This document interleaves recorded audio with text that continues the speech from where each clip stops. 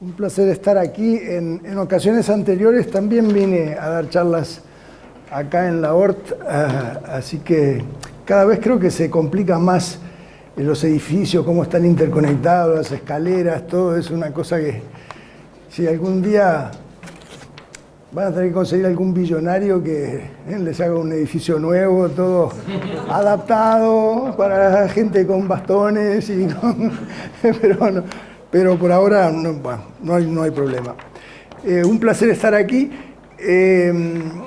Sí, a mí no me gusta aburrirme, entonces me gusta hablar de distintos temas y no repetir. Inclusive como profesor me di cuenta que la mayoría de los profesores enseñan este semestre lo mismo que enseñaron el semestre pasado y el semestre anterior y eso. Y yo no. Entonces, no es que la esencia de los cursos cambie, pero en general las lecturas, por ejemplo, trato de cambiar 1/3 de las lecturas de año a año y tener material fresco y porque claro, al agregar 1/3 hay que quitar 1/3, entonces hay que, a veces duele porque uno dice, pero este artículo, pero en fin, pero me gusta cambiar y creo que es muy útil para todos nosotros tener una cierta agilidad mental, forzándonos a leer y entender material nuevo, ¿no? Es una buena forma de continuar educándose a través de los años. Entonces sí, hablamos de diversos temas y el profesor Gandelman pensó que este tema de mirar hacia atrás un poco el caso del default y la reestructuración argentina que demoró casi 16 años en ser resolvida, que lecciones sobre eso pudiera ser un tema interesante para ustedes. Ojalá que lo sea, voy a tratar de decirles cosas o que no son tan obvias o quizá decirlas de una manera más interesante, porque obviamente es imposible para ustedes no haber oído mucho durante esos años de los problemas que había al lado y quizás ya piensan que saben todo lo que... Pero a veces una visión desde lejos un poquito es un poco más fría y puede ser un poco más taxonómica y más analítica que una cosa al lado. A veces el ser humano tiende a acostumbrarse a lo que sea que hay. Mal tiempo, buen tiempo, salud, falta de salud, en fin, trabajo. Y entonces a veces ni nos damos cuenta de lo que está pasando, de la envergadura de los cambios, etc. Entonces voy a tratar de igual a decirles algo nuevo e interesante de un tema que ustedes no ignoran, obviamente. Como el profesor Gandelman mencionó, hay 2 artículos que sirven de base de esta charla, pero estos puntos no están de la manera que los voy a presentar hoy. Yo seguí muy de cerca todo el tema, obviamente en el 2001, 2002 estaba en Wall Street, la gente pedía asesoría, qué hacer, qué va a pasar en Argentina, etc. Lo viví muy de cerca, pero desde allá, obviamente, aunque yo visitaba con frecuencia. Y de vez en cuando Cavallo me llamaba y era fue un año, en fin. Pero después, en el 2005, me pasé para la academia y pude tomar un poco de distancia, pero también tuve una serie de consultorías y oportunidades para mantenerme en contacto con el caso argentino. Y les quiero contar, para ser muy explícito, que obviamente Argentina contrató toda una serie de expertos, y no solo abogados, sino economistas, y eso para argumentar en los tribunales y en la prensa, etcétera, hacer su campaña, ¿no?, de por qué el default era justificado y por qué los inversores tenían que perder hasta los calzoncillos en sus posiciones en Argentina. Y la otra parte estaba relativamente mucho más atomizada, pero también precisaba ayuda. Y a mí me gustan las peleas tipo David versus Goliat, se dice, y obviamente le tiendo a dar una mano a David. Entonces, en general, ¿no? Cuando un gobierno hace algo, ustedes lo sabrán por carne propia, es muy difícil ir contra el gobierno. En este caso había literalmente cientos de miles de inversionistas en Europa y en Argentina y en Uruguay y en otros países que tenían títulos de deuda argentina, y esta gente, obviamente, la capacidad de esta gente de contratar abogados y expertos, etcétera, como yo, era, para contar su lado del tema, era mucho más limitada. Pero entonces tuve la oportunidad y serví como experto en dos pleitos. Uno era para defender la posición de los ancianos italianos que habían comprado deuda argentina a través de sus bancos. Los bancos le habían dicho de que era fantástica inversión, tasas de interés altas, 8, 10, 12%, y ningún problema. Y entonces, en su máximo momento, se estimaba que había 250.000 de italianos que tenían deuda argentina en sus manos. Imagínense. Probablemente no una porción chiquita de un bono, quizá, yo qué sé, 10.000 euros o 15.000 euros o algo así, pero cualquier cantidad. A través del tiempo esto fue reduciéndose hasta unos 50.000. La diferencia es que entre 250.000 y 50.000 es que 200.000 abandonaron la pelea o entraron al primer canje que se abrió en el 2005, perdiendo el 70 y pico % del valor de los títulos, o los vendieron a instituciones, a hedge funds, etcétera, otros que pudieran hacer la pelea por ellos. Y entonces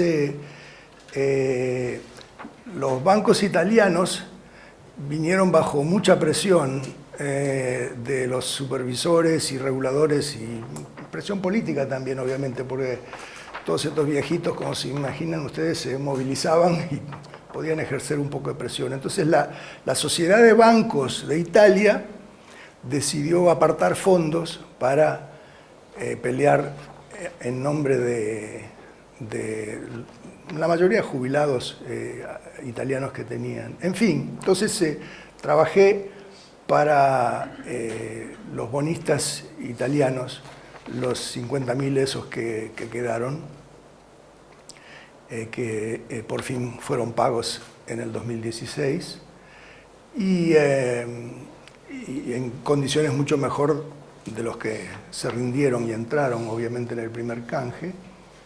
Y también tuve la oportunidad de trabajar para una serie de ancianos argentinos, más que nada, que también tenían sus ahorros de toda la vida invertidos en títulos del gobierno, y para ellos perder el 70 y pico % era la diferencia entre clase media y la pobreza, ¿no? Entonces, en un caso era frente a los tribunales del famoso juez Grisé. Se escribe Grisea, pero se pronuncia Grisé porque es de origen francés, que falleció el año pasado. Y el otro ante los tribunales del CIADE, ¿no? Bajo el auspicio del Banco Mundial hay un sistema de arbitraje, y allí fue. Y eso me dio la oportunidad de ver un poquito las cosas de adentro, porque uno de afuera, ¿no? Si lee los diarios y eso, ¿qué valor agregado puede uno hacer? Pero si uno está adentro un poquito y se compenetra de las cosas y ve mucha documentación y ve mucha cosa. Pero en fin, entonces en el 2014 empecé a escribir 2 artículos. Uno era sobre los orígenes de toda esta saga de tantos años, ya sea de arbitrajes o de juicios relacionados con Argentina. ¿Por qué? ¿Por qué esta, ¿no? Así como, ¿por qué esta noche? ¿Por qué esta reestructuración fue tan difícil y tan peleada y tantos años y todo lo demás? ¿Y cómo comenzó toda la pelea? Y después empecé a escribir un artículo, ok, ¿cuáles son las lecciones del caso argentino y de dónde vamos de ahora en adelante? Y lo tuve así, un poquito caliente en el horno, lo fui actualizando en el 2015 y cuando en el 2006 eligieron a Macri y Macri estaba claro que iba a arreglar, y etcétera, etcétera, ahí lo finalicé y los 2 artículos se publicaron y salieron justito y estaban al día, lo cual es muy raro en la academia, ¿no? Porque siempre miran para atrás ya después de varios años de lo ocurrido, pero esto era bien fresquito entonces les refiero a esos 2 artículos, uno se llama Orígenes y el otro es Mirando hacia adelante, que están en mi sitio de internet o en otras fuentes por si quieren más detalles. Entonces, bueno, lecciones para hoy de ese tremebundo default. El primero, por si no es obvia, ojo con cambiar las reglas del juego radicalmente, en particular cuando ellas están plasmadas en tratados internacionales o en contratos internacionales que caen bajo la jurisdicción de paneles arbitrales o de cortes judiciales del exterior. Parece obvio, ¿no? Pero, digo, empresa o banco o gobierno que se endeuda en el exterior, en general, tiene que firmar un acuerdo que va a jugar por las reglas del juego del exterior, no del país propio. Así que si uno emite un bono, una acción, lo que sea, en Estados Unidos o en Japón o en Italia, ¿no? Uno tiene que, en general, acceder a que si surge alguna disputa sobre ese instrumento, la última palabra la va a tener en las cortes de ese país, no del país propio. Ese estándar, obviamente que si un gobierno como el alemán o el americano o el japonés fuera a endeudarse en el exterior, probablemente no tendría que someterse a la jurisdicción extranjera, pero lo que hacen ellos es nunca emiten ese tipo de deuda. Por ejemplo, Estados Unidos, Japón, Alemania, especialmente Japón, que tiene la deuda más grande en relación al producto de todos los gobiernos, más del 200%, nunca ha emitido deuda ni en moneda extranjera, que no fuera el yen, en fin, su propia, y nunca sometido nunca en el exterior. Si ustedes quieren comprar un bono japonés, hay que ir a Japón a comprarlo. Digo, electrónicamente hablando, ¿no? Y en Estados Unidos también tendremos una deuda enorme de 100% del producto aproximadamente, pero está toda en moneda nacional, ¿no? En dólares, y está toda sujeta a la jurisdicción de los Estados Unidos. Así que si hay alguna pelea hay que hacerla allí. Pero la mayoría ciertamente de todos los emergentes, ¿no? Las empresas, bancos y gobiernos de los países emergentes y muchos de la periferia de Europa y de otras partes del mundo también, si quieren ir al exterior a pedir fondos, en general hay que someterse a las reglas del juego allí, para protección justamente del consumidor, entre otras cosas, ¿no? Para la protección de estos viejitos italianos que tengan, si hay un problema. Entonces, en el caso de la Argentina, en los 90s, ellos hicieron un gran esfuerzo de privatización y desregulación y liberalización, y eso para atraer inversión extranjera. Y ahí es cuando llegaron, obviamente, todos con inversiones en infraestructura, en agua, en electricidad, en telefonía, vendieron YPF, como ustedes sabrán, todo, y abrieron mucho y entró mucha inversión extranjera. Y para atraerla, dada la historia de la Argentina en estas cosas, la Argentina, bajo Menem, ¿no? Firmaron toda una serie de tratados con distintos gobiernos, asegurándole ciertas reglas del juego a la inversión extranjera que fuera a venir. Y ni que hablar en cuanto a los contratos de deuda pública, también emitieron deuda por todo el mundo, en todo tipo de monedas, y siempre diciendo que la soberanía argentina iba a estar sometida para efectos de cualquier disputa a las cortes de ese país. Y se hizo con los ojos abiertos, se hizo muy a propósito, y la idea era, ¿no?, comprometer a la nación al punto tal de que sería impensable romper la regla del juego. Porque yo le preguntaba a los ministros de turno y a su gente, digo, ¿y ustedes hacen esto a propósito o por casualidad? Digo, no, Arturo, estamos haciendo a propósito, porque si no, con el 1 al 1 también. Sí, realmente, sí, porque vamos a construir un castillo de inversiones y de deuda tal que nadie se atrevería a tocar el 1 a 1 o romper las reglas del juego. Pero lamentablemente eso fue lo que pasó. Y al contrario de muchos otros países donde hay quiebras y hay rotura de contratos y hay cambios en las reglas del juego y eso, pero no hay este tipo de tratados que tienen obviamente fuerza legal y no hay toda esta serie de condicionantes en la venta de títulos. Aquí había. Y entonces, por ejemplo, todas las multinacionales que entraron en Argentina para hacer las grandes obras de servicios públicos, infraestructura y otras cosas, tenían contratos que les garantizaban, con el gobierno tenían contratos que les garantizaban que, por ejemplo, podían cobrar en dólares o en pesos, le garantizaron el 1 a 1, que el gobierno no iba a controlar los precios, que el gobierno no iba a quitarles la inversión, en fin, toda una serie de cláusulas entendibles para un país tan inestable. Y sin embargo, ¿cómo es la expresión que quebraron tirar el tablero, quebrar el tablero? Patear el tablero. Y sin embargo patearon el tablero, ¿no? Y entonces esa es una importante explicación por qué el default argentino llevó tantos años en resolver.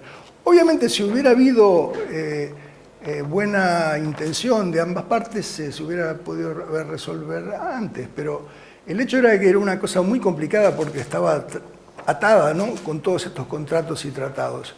Así que una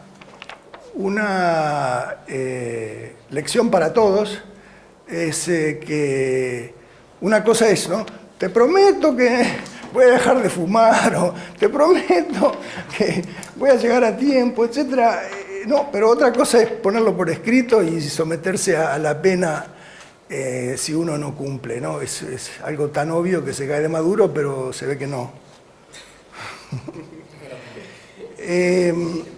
Así que ojo con cambiar las reglas del juego radicalmente, ¿no?, cuando están plasmadas. Es decir, ellos al atraer la inversión en los 90, básicamente le dieron facilidades a los acreedores y a los inversores para, si algo pasaba, poder quejarse y eso. Igual no es fácil ir contra un gobierno. Y como ustedes saben, el gobierno argentino, al fin y al cabo, terminaba no pagando sus penas, no pagando las decisiones de los diversos árbitros, en fin, uno siempre puede no pagar, ¿no?, pero por lo menos había un proceso, ¿no?, había un proceso que en otros casos muchas veces no hay. Segundo punto, no se puede mendigar cuando uno está pasando por una bonanza recaudatoria. El problema de cuando el gobierno argentino finalmente presentó a los acreedores un plan de pagos que implicaba aceptar un descuento enorme, ya sea en el valor del título o en el flujo de intereses, o ambos, como digo, estimado en más o menos 70% del valor. Para cuando ellos pusieron eso sobre la mesa a principios del 2005, ya había comenzado la bonanza de los commodities. Los commodities empezaron a arrancar en dólares, empezar a subir en el 2003, 2004, 2005, y hubieron tanteos entre las partes en el 2003, 2004, informales, presentaciones y eso, y detrás de eso, como cuando uno reestructura una empresa, ¿no? Hay que hacer un cash flow, hay que hacer proyecciones, hay que tener un modelo, en fin, para ver cómo es, ¿no? Qué capacidad de pago hay. Y en el caso de Argentina, el modelo que usaba la Argentina tenía los supuestos más pesimistas posibles, ¿no? Los precios de los commodities no iban a subir, el volumen no iba a aumentar, en fin, era una cosa de ellos, no tenían posibilidad de pago, precisaban un perdonazo enorme, etc.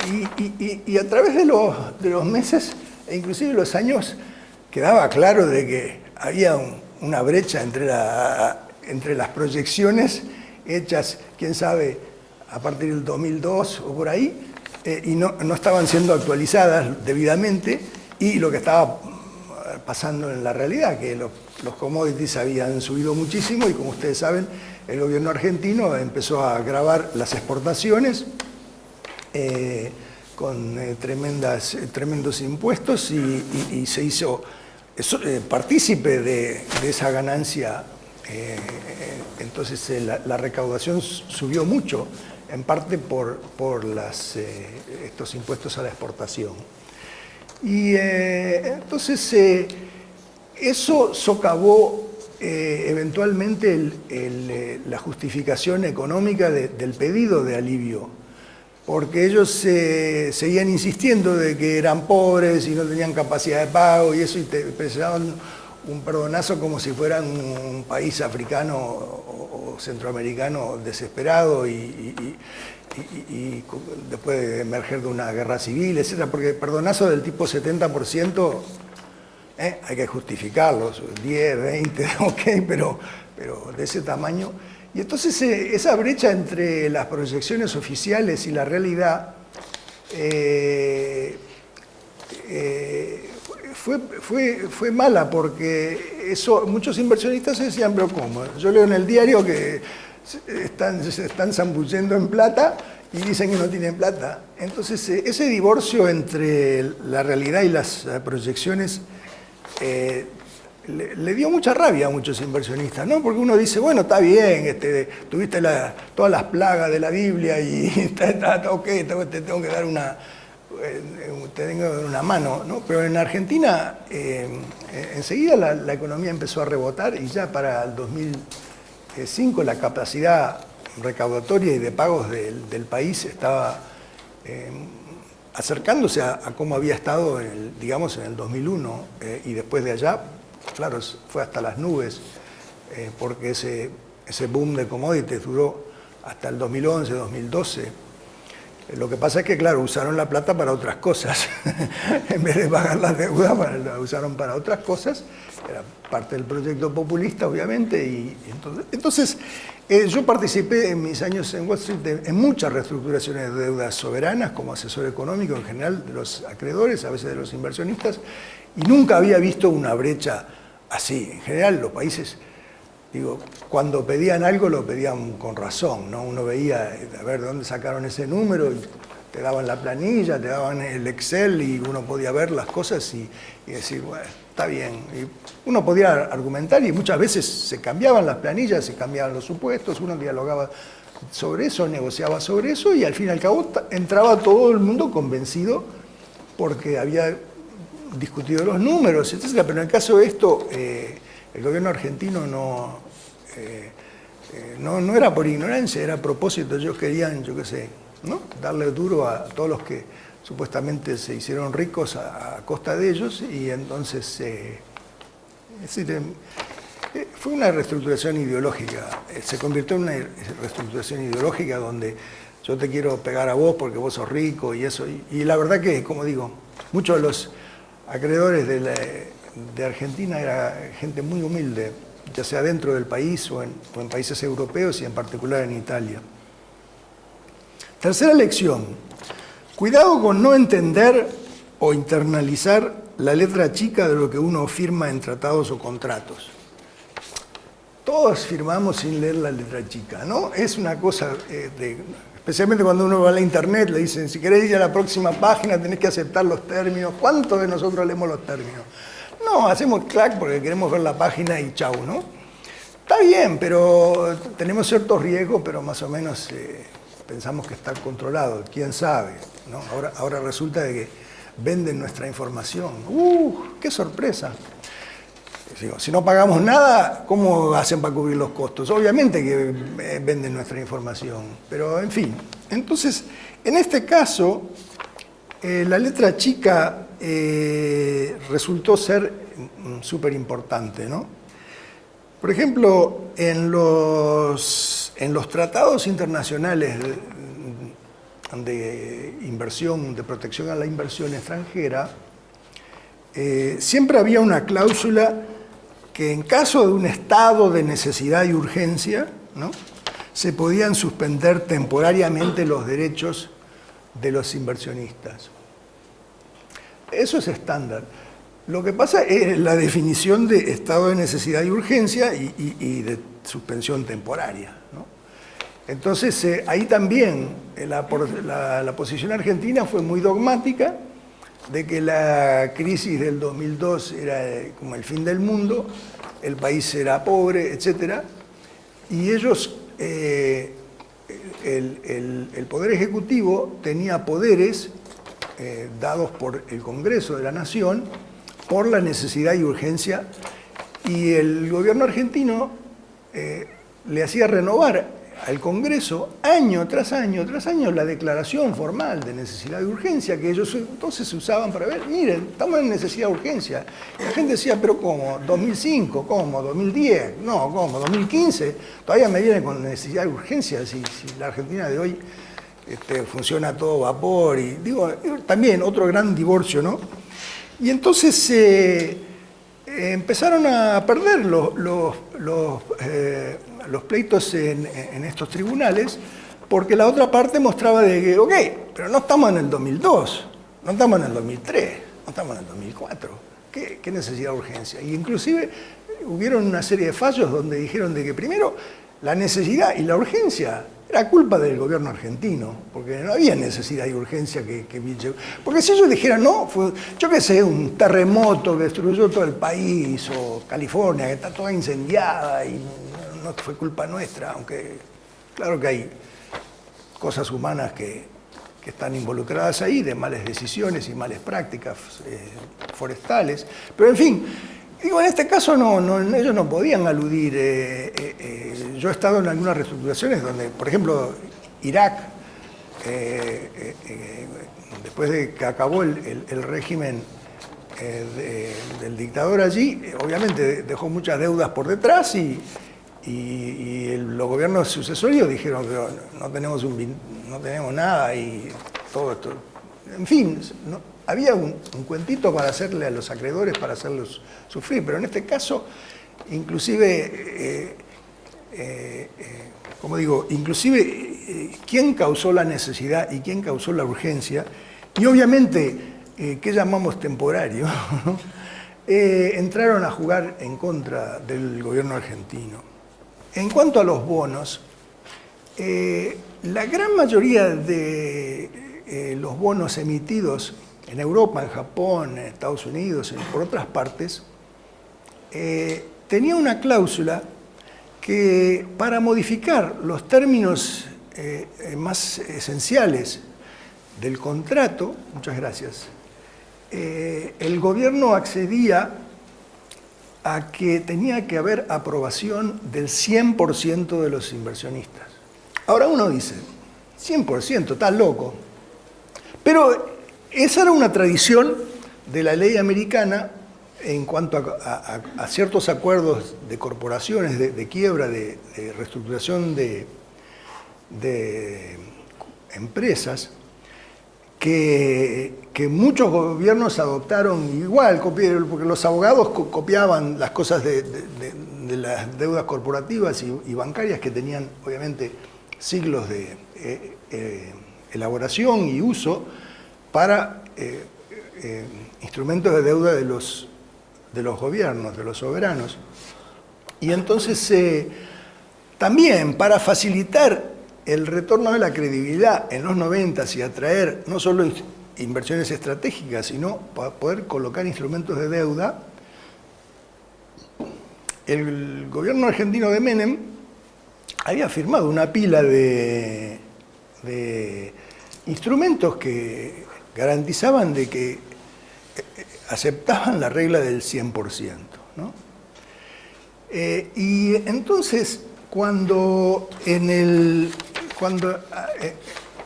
2005 ellos propusieron la reestructuración que propusieron, que era tan dolorosa para los inversionistas, inclusive le preguntaron al aquel ministro Roberto Labaña, ¿no? ¿Cómo se iba a saber si la reestructuración iba a ser un éxito o no? Y él dijo, con tal que el 50% de los acreedores acuerden al plan, para mí eso es el éxito. Y nosotros nos miramos y decimos, ¿pero este tipo leyó la letra chica o no? Porque no es un voto en una asamblea que 50 más 1, era 100%. Y entonces, obviamente, el 100% no lo obtuvieron, ellos siguieron igual y le dijeron, está bien, si no aceptas, igual.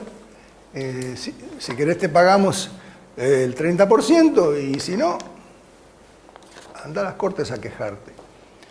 Y entonces fue una invitación a la gente a ir a las Cortes a quejarse, porque tenían el derecho. Por eso mucha gente en América Latina no entendía eso. ¿Cómo fuera que la gente va a un juzgado y tiene... Bueno, primero porque tenían el derecho de hacerlo, pero segundo porque tenían el derecho de ese 100% de aprobación, obviamente un margen súper alto que está designado para que todo proceso de reestructuración sea absolutamente consensuada. Porque el 100%, ¿cómo uno obtiene el 100%? Poniendo una reestructuración muy razonable, muy convencedora, ¿no? muy justificada, etcétera, que la gente, hasta el inversionista número 99 se convence de que vale la pena. Y entonces eso fue por qué hubieron tantos pleitos, porque los acreedores tenían derecho de hacer pleito en sus cortes, y segundo, porque había esa cláusula de que ellos tenían todo el derecho de decir que no y ser pagos al contado si había una reestructuración que no contara con el 100% de apoyo. Obviamente hoy nadie firma ese tipo de contrato, todo el mundo aprendió hoy con tal de obtener un 85% o 75% de aprobación, se puede reestructurar los términos claves de muchos de los contratos que se firman. Cuarta lección. Es peligroso pelearse con todo el mundo a la vez. No, hubo una actitud por muchos años, una actitud nacionalista, y creo que hoy que hay tanto nacionalismo, ¿no? Vale la pena pensarlo. Hubo una actitud nacionalista, como digo, ideológica, viniendo de Buenos Aires, que era, yo qué sé, era como la revancha, ¿no? La revancha del proletariado o algo así. Toda la gente que en los 90 le habían dado facilidades, le habían abierto oportunidades de inversión, y eso hay que pegarles un palo por la cabeza.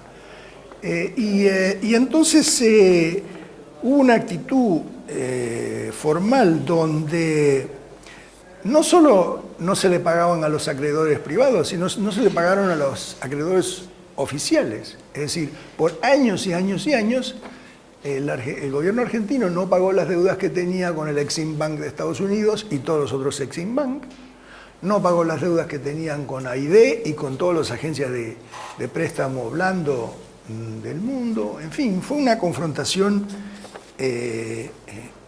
con todos los acreedores. También hubieron grandes discrepancias con los organismos multilaterales. El gobierno argentino se llevó mal con el Banco Mundial, se llevó mal con el Fondo, le dijo que si no le refinanciaban los pagos les iba a dejar de pagar. Hubo toda una serie de actitudes donde ellos, y por eso terminaron, ¿no?, pagándole por anticipado al Fondo Monetario para sacarse el fondo de encima, que no querían que les digan lo que hacer. Y también con el Banco Mundial la situación se volvió muy tensa porque obviamente había toda una serie de proyectos que el Banco Mundial tenía en marcha y aquí empezaban con expropiar esto, congelar aquello, violar las cláusulas. Así que eso le afectó también a los proyectos financiados por los organismos multilaterales también. Después, con lo de los tribunales, ¿no? Cuando empezaron los pleitos en los tribunales, la actitud de Argentina fue burlarse del juez Grisé. Como ustedes sabrán, Néstor y después Cristina Kirchner hablaban de que, bueno, un juez municipal, etc.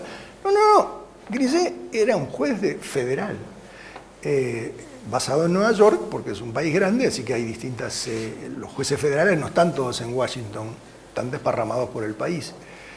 Es decir, es el juez que si a ese nivel se falla algo, pasa a la Corte de Apelaciones Federales y si uno no está contento, el próximo paso es la Suprema Corte del país. Es decir, es una corte altísima y que hay que tratarla con mucho respeto. Y entonces, en Argentina se hablaba tan mal de él y los inversionistas lo que hacían es le traducían lo que estaba en los diarios argentinos, ¿no? Le traducían La Nación, Clarín, etc. Y se le daban a puesto a las mañanas. Mira lo que están diciendo de usted, juez. Y el juez Grisé, que ya tenía más de 80 años y había visto todo, yo fui obviamente al juzgado y para asegurarme que tenía un asiento, porque cuando había Argentina, obviamente, todos los asientos estaban ocupados por gente de la prensa en particular y por las partes contrincantes en especial. Entonces yo iba temprano, ¿no? Yo iba 2 o 3 horas antes de que comenzara la sesión sobre Argentina. Y este juez era impresionante. En un momento estaba decidiendo la suerte de un narcotraficante, y después estaba decidiendo la suerte de un ladrón, todos crímenes a nivel federal, ¿no? Porque si son a nivel estadual o municipal, no van a la Corte Federal. Pero si es una cosa federal que, por ejemplo, afecta a muchos estados, ¿no? Entonces hay ciertos crímenes federales que se hacen en Corte Federal, obviamente, quizá, no sé si en Uruguay hay una cosa así, pero en Argentina ciertamente y Brasil hay que decir. Pero el tipo era impresionante porque realmente era anciano y sin embargo tenía la cabeza completamente, ¿cómo se dice? Líspida, lúcida. Y era impresionante los casos que les llegaban. Y después venía la Argentina, ¿no? Y entonces todos los otros iban, ¿no? Señor juez, por favor, ¿no?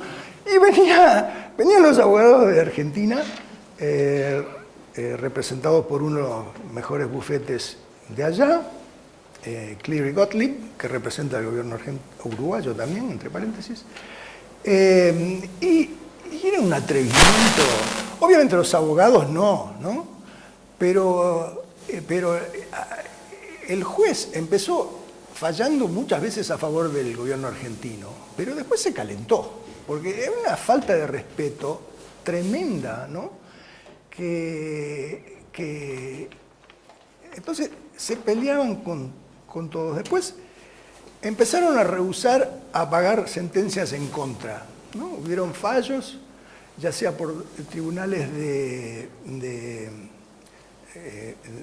paneles arbitrales o fallos de la Corte de Grisé u otros en el exterior, y empezaron a no pagamos la sentencia. Es decir, el gobierno argentino había sido declarado en falta, ¿no? Y tenían que pagar lo que debían o lo que sea, las multas, etc. Y no pagamos.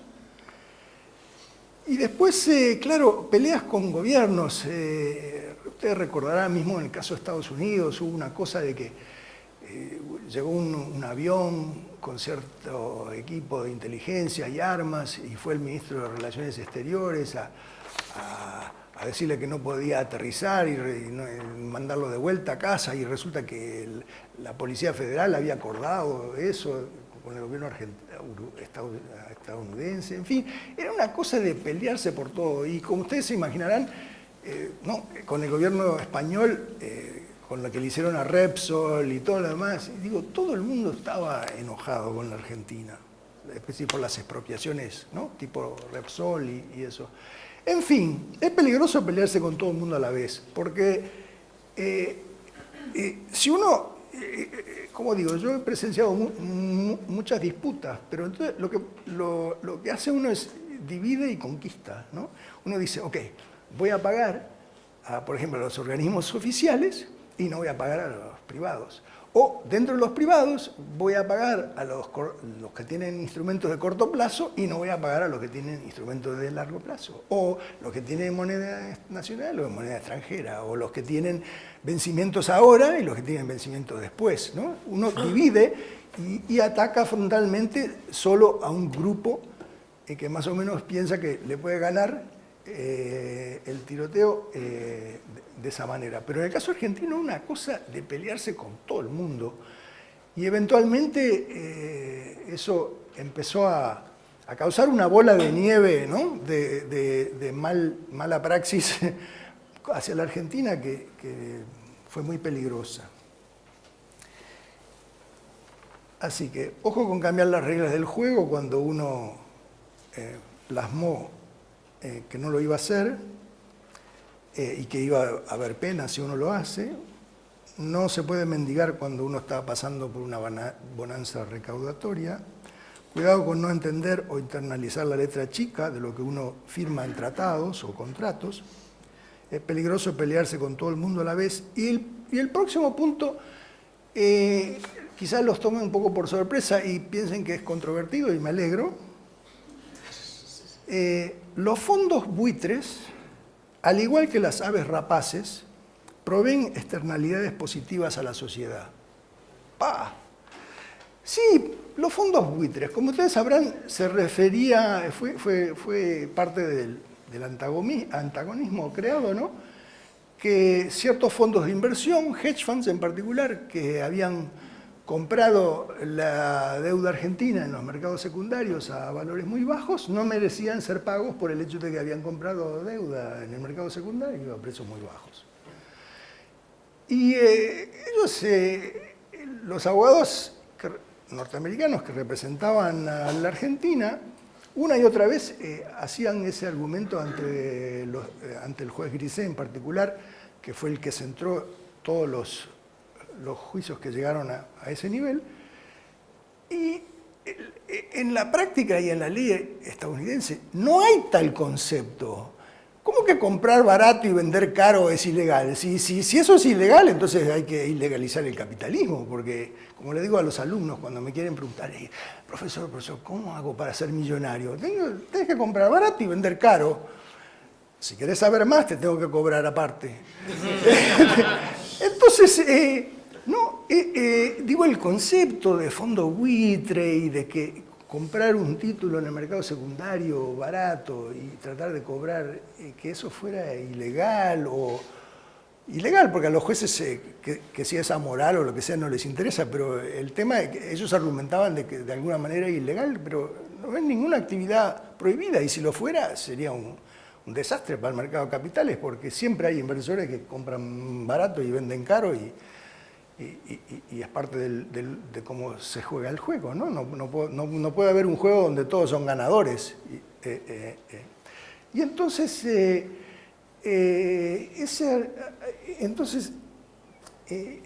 ¿por qué digo que proveen una externalidad positiva? Yo en mis 30 años en Wall Street los vi operando, ¿no? Los fondos, y no son siempre los mismos nombres, ya sé que hay uno muy famoso de Elliott, que efectivamente tuvo un rol fundamental en los litigios contra Argentina, pero hay otros.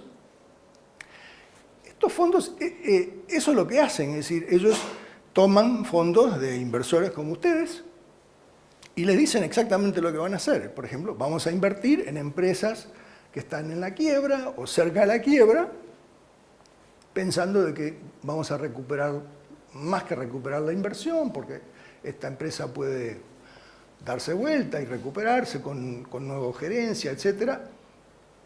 Y Y eso es lo que hacen, es decir, son miembros respetados de la comunidad financiera porque cumplen un rol muy importante. Cuando no hay inversores, entran ellos y le ponen un piso a las cosas. Yo lo vi eso, como digo, muchas veces operando de forma muy importante. Por ejemplo, en México, algunos de ustedes se recordarán, hubo una crisis finales del 2004, llamada la crisis del tequila, ¿no? Donde México se quedó sin plata prácticamente y hubiera hecho un default si no fuera porque había gran voluntad de no hacer un default y también se obtuvo un paquete tremendo del Fondo Monetario, del Banco Mundial y también un préstamo de emergencia garantizado por exportaciones de petróleo de la Casa Blanca, del Tesoro. Y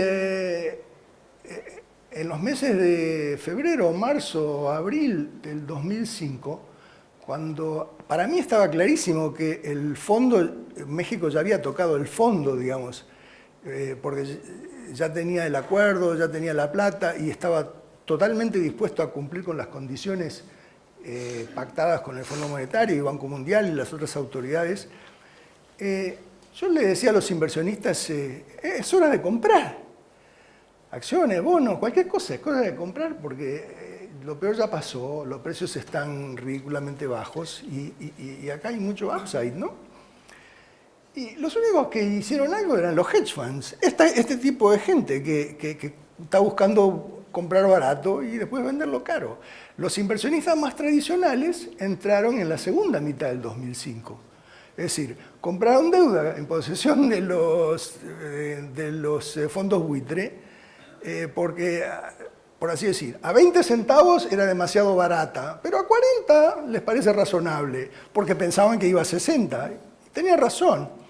Entonces, en toda una serie de situaciones malas, este tipo de AVE realmente cumple un rol muy importante, porque ellos tienen lo contrario a aversión al riesgo. Ellos buscan grandes riesgos y a veces pierden mucha plata, obviamente, porque a veces hay situaciones donde parece que la empresa o el banco o el país se puede dar vuelta y no se da vuelta y tienen pérdida, ¿no?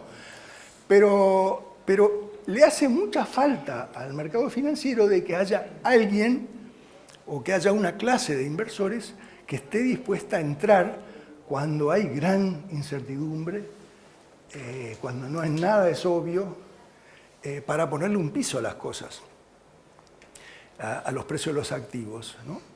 Y entonces, en solo ese sentido, pero también voy a hablar de otro aspecto, los mercados financieros precisan de este tipo de fondos que están dispuestos. No todos podemos ser aversos al riesgo y decir, no, yo solo voy a entrar cuando es triple B o doble A o lo que... No, precisamos gente que compre títulos en default o cerca del default para darles un piso y todo. Entonces, primero los he visto en acción y en muchas... Por ejemplo, yo me hice medio famoso en Wall Street empezando a principios de los 90, cuando fui a Perú. Fujimori había sido electo y Alberto Fujimori era un presidente que nadie sabía qué iba a hacer y eso. Y entonces, bueno, él resultó tomando una actitud muy promercado, ¿no? De privatización, de regulación, en fin, era la época de los 90, no solo fue en Argentina, fue en muchos otros países. Y además él atestó un golpe tremendo al Sendero Luminoso, capturando a Abimael Guzmán, ¿qué era? ¿Guzmán? Y en fin, entonces yo fui a Perú y volví y escribí un informe que se llamaba Perú, an Investment Opportunity. Y yo decía, la deuda está a 5 o 10 centavos, la deuda del gobierno peruano que Alan García I en los 80 había defolteado sobre la deuda peruana, y no había fondo porque era deuda con bancos, y entonces no estaba en los bancos, no estaba en el mercado. Y yo decía, 5, 10, 15 centavos, y yo decía, con las políticas económicas que están poniendo en marcha, ¿no? Para matar la inflación de Alan García y matar... promocionar la inversión y, en fin, todo. Estaban haciendo la agenda neoliberal, como le llaman en América Latina, y además haciendo grandes avances en términos de la insurrección. Yo decía, la capacidad de pago va a mejorar porque la recaudación va a aumentar y además hay buena voluntad. Y Fujimori ya estaba tratando de arreglar cosas porque Perú, bajo Alan García I, en los 80 había quedado en default también con todo el mundo, con el banco, inclusive con el Banco Mundial, con el Fondo, con el BID, que la Argentina no lo hizo. Y ya estaba pactando con ellos para empezar a trazar una reentrada a los mercados. Y yo vine y le dije 5, 10, 15 centavos. Esto mínimo puede ir a 30 o 40 centavos fácilmente en los próximos meses cuando la gente se entere de lo que está pasando en Perú para mejorar su capacidad de pago, ¿no? Y bueno, eventualmente llegó a $1 o más, porque con los intereses atrasados te pagaban el principal más todos los intereses que en los 80 no habían sido pagos, así que por eso más que par podías sacar de Perú. Así que... y quienes compraron eran este tipo de fondo buitre, porque a ellos les interesaba, como digo, comprar barato, comprar por 15, 20 centavos, tenerlo hasta que subiera a 40 o 50 y después venderlo para que otros lo llevaran, ¿no?, de 50 para arriba. Y así que aprendí que los llamados fondos buitre, que como digo, no tiene estatus legal ninguno y no... En Wall Street no se habla despectivamente de ese tipo de fondos, distressed debt funds, y eso se los trata como actores muy importantes y muy necesarios para que los mercados funcionen. Pero hay otro aspecto de Ave de Carroña útil que me di cuenta, y es que al pelear por los derechos de los acreedores, a estar dispuesto a contratar los mejores abogados, y invertir los millones y millones y millones de dólares que son necesarios para hacer un pleito contra un deudor corporativo, bancario o soberano, en lo que puede ser años en las cortes, ¿no? Para hacer ese tipo de inversión, son estos fondos los únicos que lo van a hacer. No van a ser ustedes, yo, y no lo va a hacer General Electric, y no lo va a hacer Fidelity, ¿no? Y no lo va a hacer el Citibank. Esta es la punta de lanza. Estas son la gente que leyeron los contratos, ven lo que dicen, ven la realidad, piensan que pueden de alguna forma presionar, ya sea en las Cortes o fuera de las Cortes, para un acuerdo. Y el punto es que vi que como ellos son la punta de lanza, y uno piensa, bueno, pero son ellos, la minoría, en fin, pero es muy importante que alguien sea punta de lanza. Es decir, cuando finalmente la Argentina pagó lo que debía, le pagó a todos, no por igual, pero le pagó a todos. Es decir, mis jubilados, por así decir, los adopto, mis jubilados italianos y mis jubilados argentinos se beneficiaron por lo que hizo Elliott. Porque esa punta de lanza, ¿no? Es como, a veces, ¿no? Es como el primer soldado que va y en una de esas muere en el intento, en una de esas no, pero los demás nos beneficiamos de que no éramos los primeros en la fila. Entonces, ahí me di cuenta lo que en Wall Street ya se sabe, de que hace mucha falta que haga un tipo de vigilante, ¿no? En los mercados financieros para insistir en la implementación y el cumplimiento de los acuerdos legales, alguien que se fije en la letra chica, alguien que esté dispuesto a invertir en el proceso de recuperación de los fondos invertidos para beneficiar a los demás. Obviamente los que se rindieron, los que entraron, el 76% más o menos que entró en el acuerdo del 2005, no se beneficiaron porque se rindieron y chau, les dieron los 30 centavos y se acabó. Pero los demás, el 24 y pico por ciento, los que aguantaron hasta el final, se beneficiaron. Entonces, en el caso, por ejemplo, de los bonistas italianos, yo creo que íbamos a tener una sentencia favorable por parte del CIADI, pero se resolvió antes de la sentencia y entonces los bonistas italianos pudieron recuperar su inversión, más intereses bajos, pero quedaron muy contentos porque si no hubieran perdido el 70% y aquí no perdieron, lo único que perdieron fue costo de oportunidad, porque en vez de pagarles el 100% del principal más 3%, que creo que fue el acuerdo, sí, hubieran percibido 8, 10 o 12, ¿no? Pero por lo menos quedaron muy contentos y gracias a los fondos buitres que hicieron toda la pelea, porque lo que hicieron ellos, como digo, gracias a la banca italiana hicieron una pelea, pero no estaban al frente de... Entonces, yo para mí, les quería decir, por si no sabían, el concepto de fondo buitre realmente no existe en Estados Unidos o en Londres o en las principales capitales financieras.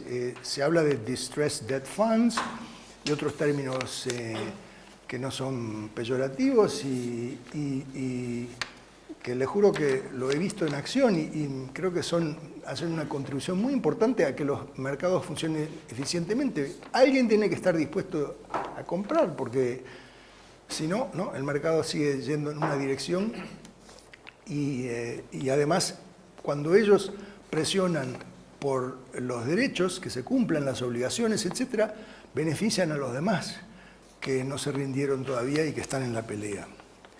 Y por fin, no hay que arreglar lo que funciona bien. Es decir, a través de los años, en los últimos 20 años, hay mucha literatura de gente de gobiernos y gente de la academia que argumenta de que los mercados financieros internacionales no funcionan tan bien como pudieran funcionar, porque lo que está faltando es algún tipo de corte mundial de quiebras, donde gobiernos como el argentino pudieran ir y decir, no tenemos plata, no podemos pagar, y la Corte escuchara los argumentos y fallara a favor de ellos, o quizás los acreedores, etc. Por ejemplo, Stiglitz, mi ex colega de Columbia, siempre ha dicho eso, ¿no? Que una gran falla en la estructura, en la arquitectura financiera internacional es que no hay una Corte Suprema, así como a los dictadores y violadores de derechos humanos hay una Corte en Holanda, en fin, que hace falta algún tipo de corte así, suprasoberana, que decida los conflictos financieros que nacen a raíz de expropiaciones o de defaults o lo que sea. Y todos estos años no ha habido acogida para eso, porque los inversores no confían en tal corte, confían en gente como el juez Grisé, confían en los arbitrios del CIADE, en ese tipo de cosas confían. Y si uno le dice, no, hay una cosa auspiciada por quien sea, las Naciones Unidas o el Fondo Monetario, lo que sea, vos podés ir ahí y eso. Todos sabemos que si hay una institución auspiciada por gobiernos, si hay algún problema que enfrenta sector privado con gobierno, los gobiernos se apoyan mutuamente. En general pasa así. Entonces no es una corte neutral, ¿no? Y entonces primero los acreedores, yo creo de que si uno pone ese tipo de cláusula de que no está sujeto a las leyes de Inglaterra o de Italia o de Japón, pero está sujeto a algún tipo de organismo internacional, en fin, ahí mataría al mercado. Y segundo, la gran mayoría de los gobiernos que pagan sus deudas puntualmente no quieren eso tampoco, porque ellos por eso pagaron puntualmente y se portan bien y quieren beneficiarse de eso y están dispuestos a aparecerse en cualquier corte, etcétera, el día que pase algo, porque piensan que tienen una buena trayectoria y tienen un buen caso y cumplen con la letra chica y la grande y todo lo demás. Entonces no tienen ningún interés en apoyar una corte que pudiera estar politizada y que pudiera decidir de quién sea, ¿no? Y entonces en unos artículos yo analizo punto por punto qué hubiera pasado en todos estos años si hubiera tal corte soberana. Argumento de que si hubiera habido tal corte y hubiéramos tenido el tipo de actitudes nacionalistas, populistas que había en la Argentina, de eso de pelearse con todos y todo lo demás, no hubiera funcionado, porque inclusive si hubieran fallado en contra de la Argentina, Argentina tampoco hubiera cumplido, porque la Argentina no cumplió con nada, no cumplió con sus obligaciones a los otros gobiernos, así que ¿qué iba a cumplir con sus obligaciones que pudieran salir de una cosa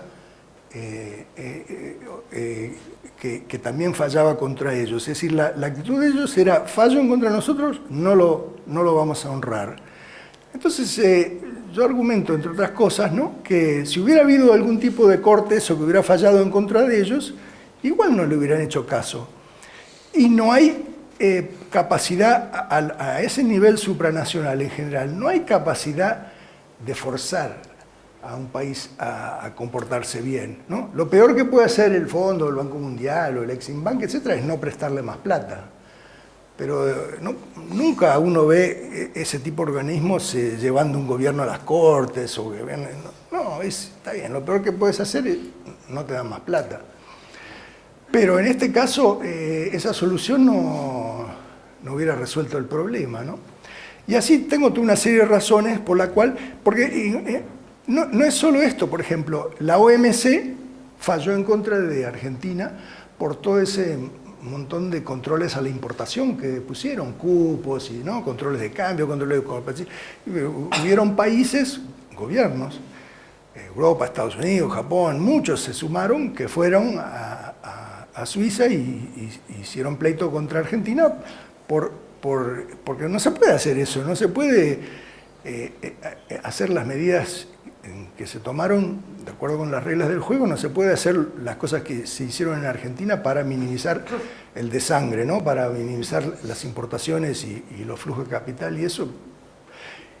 Y tampoco ellos no le hicieron caso a la OMC, solo cuando entró Macri se bajaron los aranceles, se bajaron las cuotas, se bajaron los contratos, se empezaron a cumplir inclusive con las sentencias de la OMC. Entonces, lo que digo es, si fuera solo el gobierno argentino contra los privados, no sabríamos cómo sería el comportamiento de la Argentina versus el sector oficial.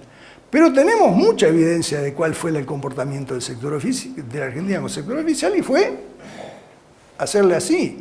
Entonces, ¿por qué ellos le iban a hacer caso, ¿no?, a un tribunal, a menos que fallara a favor de la Argentina? Entonces sí que le hubieran hecho caso. Pero si fallara en contra, no le hubieran hecho caso. Entonces, en fin, yo creo que para terminar y contestar vuestras preguntas, yo creo que lo importante del caso argentino es que mostró que el sistema funciona, que hay maneras de hacer cumplir los contratos, que hay que tener mucha paciencia, invertir mucho dinero, en fin, pero testeamos los límites del proceso y creo que funciona. En el final, obviamente, la Argentina pagó lo que debía porque hubo un cambio político. No voy a pretender que un juez como el juez Grisé o que los paneles arbitrales, etcétera, etcétera, fueron los que forzaron a la Argentina a pagar. No, ellos decidieron por fin pagar para tener acceso a los mercados de capital. Entonces, si hay un gobierno que no quiere pagar, no le interesa el acceso a los mercados de capitales y está dispuesto a gastar cientos de millones de dólares en abogados y tener fondos congelados y todo tipo de cosas, lo puede hacer porque no estamos en los tiempos donde uno manda la flota a cobrar, ¿no? Yo tengo una colección de bonos del siglo XIX, hermosos documentos, porque ahora es todo electrónico. Ustedes no saben lo que es un certificado de acciones o de bonos, quizás no lo han visto. Eran hermosos. Y tengo, por ejemplo, algunos emitidos por el Imperio Otomano en los 1800. Y en el periodo 1870-1880, el Imperio Otomano, en días modernos hablaremos de Turquía, el Imperio Otomano emitió mucha deuda en moneda extranjera y terminó no pagándola. Y entonces había tantos inversores en Gran Bretaña, Francia y otros países europeos que habían comprado esos títulos que pusieron presión a sus gobiernos y el gobierno inglés y francés mandaron una flota a lo que es ahora Istambul y se apropiaron de la aduana. ¿Por qué? Porque en aquella época no había impuesto a la renta, impuesto a esto, impuesto a todo lo que había, impuesto a las importaciones. Ese era el principal fondo de recaudación del siglo XIX y anteriores. Y entonces se quedaron en la aduana a cobrar por años.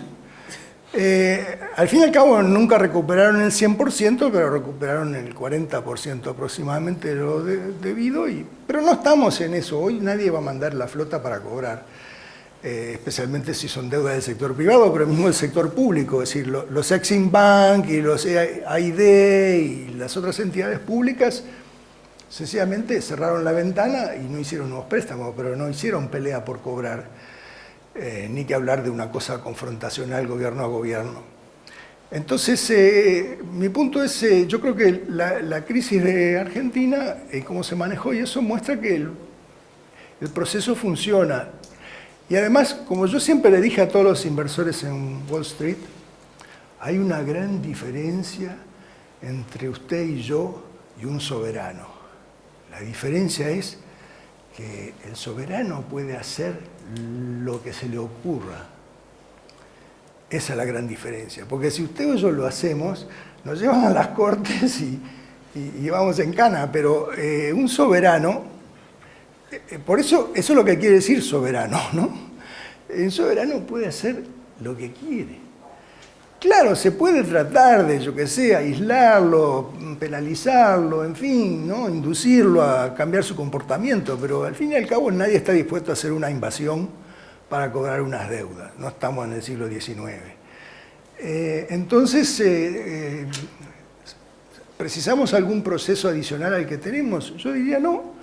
Precisamos contratos que de ambas partes están dispuestos a cumplir. Precisamos contratos que puedan tener dientes, como se dice en inglés, no sé cómo se diría bien en castellano, rioplatense, pero que no, que muerdan, algo que tenga eficacia, que tenga efectividad, que pueda afectar como los juicios eventualmente afectaron la capacidad de Argentina de moverse internacionalmente, ya sea de mandar un buque o un avión, es decir, en fin, la cosa era pincharlos lo suficiente como para que eventualmente ellos quisieran cumplir con las obligaciones. Muchas gracias, Arturo. Muchas gracias a todos los presentes.